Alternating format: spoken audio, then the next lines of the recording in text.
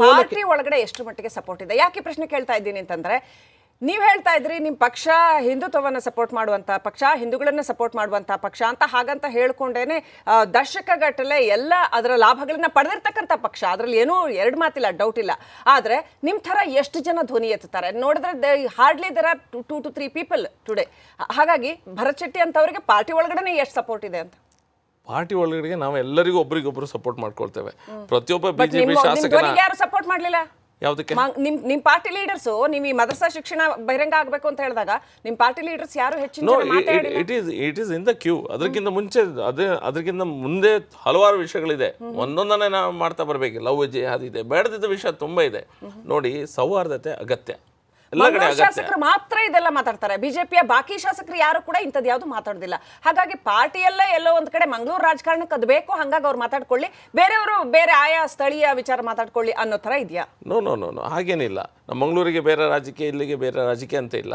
Scene what is close to my heart. ನನ್ನ ಹೃದಯಕ್ಕೆ ಏನು ನನಗೆ ಎಫೆಕ್ಟ್ ಆಗ್ತದೆ ನಾನು ಮಾತಾಡ್ತೇನೆ. ವಿಚಾರ ಕ್ಲೋಸ್ ಟು ಹಾರ್ಟ್ ಅಲ್ವಾ ಈಗ ಸದ್ಯಕ್ಕೆ? ನನಗೆ ಕ್ಲೋಸ್ ಟು ಹಾರ್ಟ್ ಅನ್ನ ನಾನು ಮಾತಾಡಿದ್ದೇನೆ. ಬೇರೆಯವರು ಸಹ ಈಗ ಸಿಟ್ರಿ ಅವರು ಮಾತಾಡ್ತಾರೆ, ಪ್ರತಾಪ್ ಸಿಂಹ ಅವರು ಮಾತಾಡ್ತಾರೆ, ಯತ್ನಾಳ್ ಅವರು ಮಾತಾಡ್ತಾರೆ, ವಿಜೇಂದ್ರ ಅವರು ಎಲ್ಲರೂ ಮಾತಾಡ್ತಾರೆ, ಎಲ್ಲರೂ ಮಾತಾಡ್ತಾ ಇದ್ದಾರೆ. ಯತ್ನಾಳ್ ನೀವು 5 ಜನ ಹೇಳಿದ್ರಿ, 6ನೇವ್ರು ನಮಗೆ ಕಾಣ್ತಾ ಇಲ್ಲ ಬಿಜೆಪಿಯಲ್ಲಿ. 6ನೇವರು ನಿಮ್ಗೆ ಹರೀಶ್ ಪುಂಜ ಇದ್ದಾರೆ, ವೇದವ್ಯಾಸ್ ಕಾಮತ್ ಇದ್ದಾರೆ, ಆಲ್ ಫ್ರಮ್ ಮಂಗಳೂರು.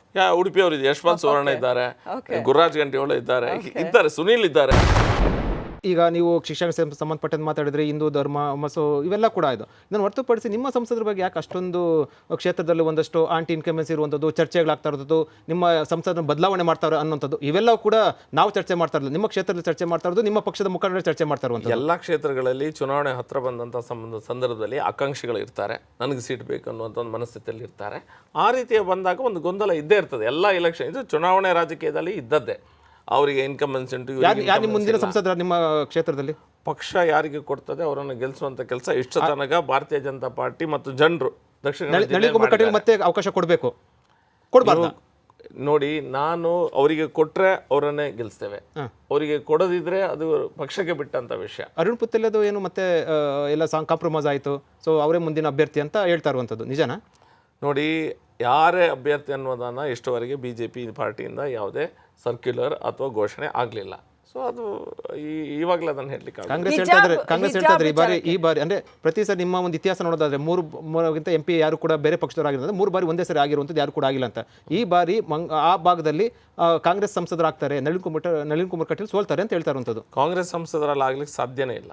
ನಮ್ಮಲ್ಲಿ ಗೆಲ್ಲುವುದಿಲ್ಲ 100%. ಕಾಂಗ್ರೆಸ್ ನಾವು ಅಷ್ಟು ಕೆಲಸ ಮಾಡಿದ್ದೇವೆ, ಎಲ್ಲ MLAಗಳು ಕೆಲಸ ಮಾಡಿದೆ, ಭಾರತೀಯ ಜನತಾ ಪಾರ್ಟಿ ಕೆಲಸ ಮಾಡಿದೆ, ಎಲ್ಲದಕ್ಕಿಂತ ಜಾಸ್ತಿಯಾಗಿ ಮೋದಿಯನ್ನ ಮತ್ತೊಮ್ಮೆ ಪ್ರಧಾನಿಯಾಗಿ ನೋಡ್ಬೇಕನ್ನುವಂಥ ಮನಸ್ಥಿತಿ ಪ್ರತಿಯೊಬ್ಬ ಸಾರ್ವಜನಿಕ. ಕೇವಲ ಮೋದಿ ಮುಖದಲ್ಲಿ ಮಾತ್ರ ನೀವು ಏನು ಓಟ್ ಕೇಳುತ್ತದ್ದು MP ಚುನಾವಣೆಯಲ್ಲಿ, ಮತ್ತೆ ರಾಹುಲ್ ಗಾಂಧಿ ಮುಖದಲ್ಲಿ ಕೇಳಲಿಕ್ಕೆ ಆಗ್ತದ? ಅಂದ್ರೆ ಕ್ಷೇತ್ರದ ಅಭಿವೃದ್ಧಿ ಸಂಬಂಧಪಟ್ಟಂತೆ ಕೇಳಕ್ ಹೋಗೋದಿಲ್ಲ, ಮತ್ತೆ ರಾಜ್ಯ ಬಿಜೆಪಿ ನಾಯಕರಲ್ಲಿ ಗೊಂದಲ ಇರುವಂತದ್ದು, ಇವ್ಯಾವ ಕೂಡ ಎಫೆಕ್ಟ್ ಆಗೋದಿಲ್ಲ. ನಮಗೆ ಯಾವುದೇ ಎಫೆಕ್ಟ್ ಆಗೋದಿಲ್ಲ. ಯಾಕಂತ ಹೇಳ್ತಾರೆ, ಅಭಿವೃದ್ಧಿ ಆಗಿದೆ, 1000 ಕೋಟಿಯಷ್ಟು ಅಭಿವೃದ್ಧಿ ಆಗಿದೆ ಮಂಗಳೂರಲ್ಲಿ. ನೀವು ಅಭಿವೃದ್ಧಿ ವಿಷಯ ಹೇಳಿದ್ರೆ ನಾನು ಪಟ್ಟಿ ಕೊಡ್ತೇನೆ, ನನ್ನ ಹತ್ರ ಇದೆ.